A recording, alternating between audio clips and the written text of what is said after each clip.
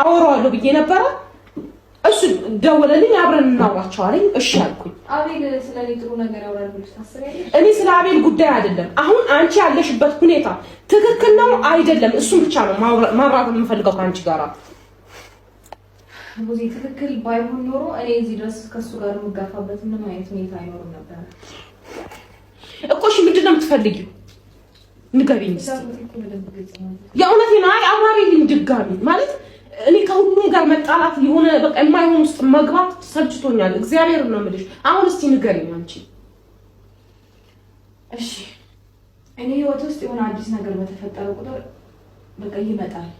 ታውቂያለሽ የሆነ ነገር ህይወት ምናምን ወይ ደግሞ ጓደኛ ምናምን ኖሬን ብዬሽ ከሰው ጋር ሳይ ምናምን ይመጣል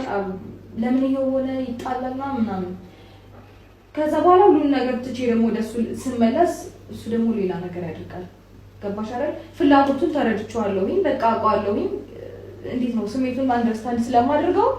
እኔም በቃ የነበረብኝ ነገር በሙሉ ትቼ ዝም በል አሁን ተረጋጋ በቃ ዝም በል እንዴ አንተም ጋር መጣ እሺ ንገሪ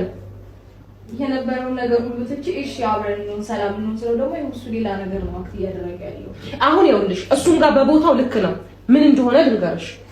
እሱ ከዚህ በፊት የተፈጠረ ታሪክ አለ አንቺ እኔ ተረድቼሻለሁ ብዙ ነገር አውርተናል በውስጥ ያ ሁሉ ነገር ስታደርግ የነበረው ካሳለፍሽው አንፃር ነው ብዬ ተቀብያለሁ